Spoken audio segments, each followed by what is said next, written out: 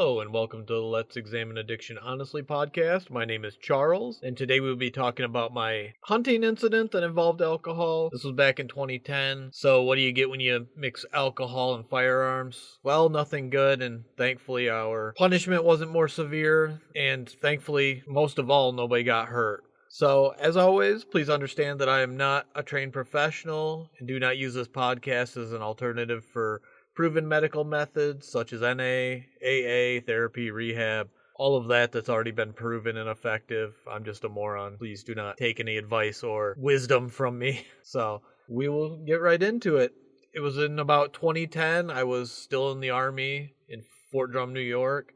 This was actually in the Watertown area. There was a lot of farmland a little ways from the base. We had ended up drinking during the day because that's one of the main things when you are unmarried and live in the barracks. There is pretty much just drinking. So we were drinking tequila, and the only times I've ever gotten in trouble were tequila based, and it's one of the main reasons that I will never touch tequila ever. Essentially, there's only been 3 real times I've been in trouble with the law, which is far more than I should have. It honestly should have been 0. I mean, that's a lot of what messed up all of my plans for the future, unfortunately. So I have to live with that, and really nothing to dwell on or regret, just because it's not going to change anything. But we had been drinking tequila most of the day when one of the guys says, "Hey, how about we go hunting?" In my mind, we were going to go in the woods and hunt, but they wanted to hunt out of a pickup truck. So we go to the edge of the woods, kind of all the farmland. They start trying to find deer, going through fields and stuff like that. We end up at some point, one of the farmers tries to pull up next to us on an ATV, and this goes on for probably an hour or 2 when finally we get pulled over like morons. So we're all standing there in handcuffs. They take each of us to the vehicle, get the story. While we're standing out there, the one guy who was with me starts smack talking the cop, telling him how if he had his motorcycle, he'd be able to outrun him.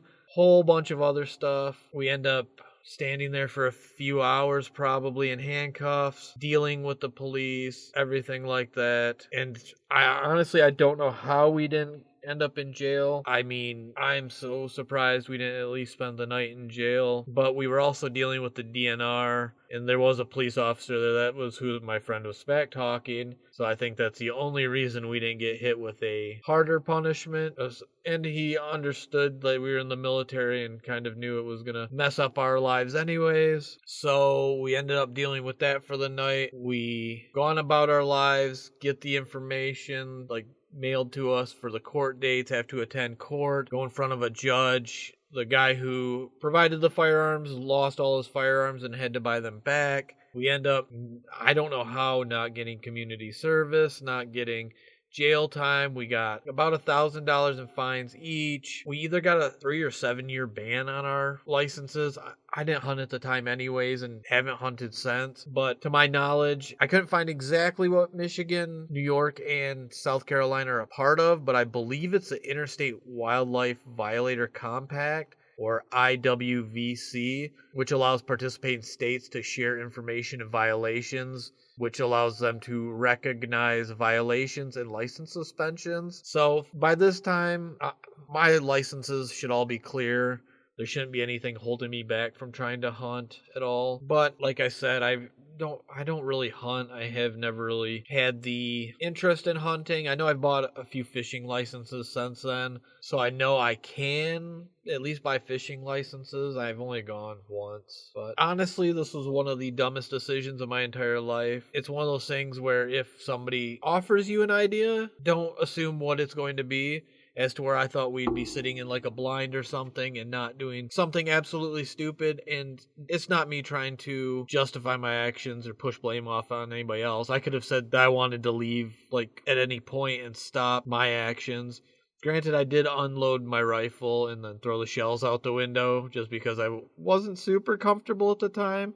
I mean, back in 2010, I was barely 20. I'd just gotten back from Iraq. I wasn't super comfortable on shooting something, especially not that recklessly. So I at least had the foresight in the moment to kind of mitigate my actions and just make the stupid decision of being there for the ride. So thankfully nobody got hurt. I do super regret it, especially like all the farmland we probably tore up and everything, which means that somebody had to work harder to kind of repair all that and get everything back in order. So I do definitely regret that portion of it. It was definitely a huge learning experience, and honestly, I can't even justify my actions back then. I don't know. Like, I was such a huge binge drinker in my 20s that I made so many stupid decisions, which I'll go over here. I don't know why I drank so much, especially to the point of like binge drinking quite like that.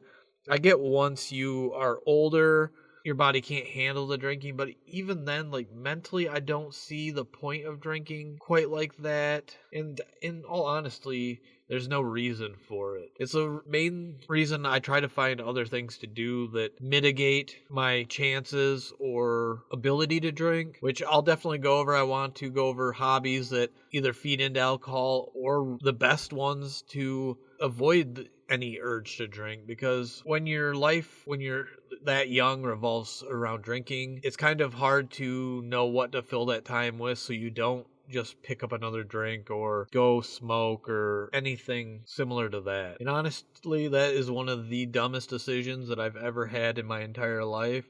So looking back, I definitely do laugh because it was so astronomically stupid. I don't know why I went along with it, and just thinking, hey, we're gonna go hunting in the woods was obviously the dumbest thing I did. But fortunately, everything did come to a conclusion. It was a huge life lesson. Unfortunately, did not curb my drinking at the time, which would have been nice. I really wish it would have opened my eyes at the time. It would have helped my entire future, and I definitely needed some sense slapped into me. But some of us do make them extremely stupid decisions, and I know it's not the stupidest thing anyone's ever done at that age under alcohol, but definitely up there in dumb decisions. And if you have any stories like that from your addiction, please reach out to me. You can email me at letsexamineaddictionhonestly or theleahpodcast@gmail.com. Come on here and explain your story. Send it in. I'd love to hear other mistakes and how you've overcome them. Essentially, in terms of this one, I've just never really hunted afterwards, never gotten into any type of situation where that would come up. Don't even mess with firearms, anything like that while I've been drinking. I always make sure the ammo and the weapons are separate. There's no chance of ever getting a hold of a loaded firearm while intoxicated. So even if you have something you've done that's absolutely wild, I'm sure there's something you learned from it, something that it helped change your life in a positive way. Even if not at the time, just looking back, some type of wisdom it gave you. So don't ever feel like you are a complete failure just because you made a dumb decision. It's easy to go down that road of what I should have done. What is it, Monday night quarterbacking or whatever they call it. But just know that you can recover from stuff like that. So if you enjoyed this podcast or this episode, please like and subscribe. Hit me up with any feedback, ideas, stories, anything like that. I always appreciate talking to other people, especially sharing my stupid stories. I've shared it with quite a few people, just chatting, and a lot of people do seem to get a kick out of how absolutely moronic that was. And such as Alan Watts said, you are under no obligation to be the same person you were 5 minutes ago. I know I'm definitely not that person anymore. So I hope you have a wonderful rest of your week. Bye.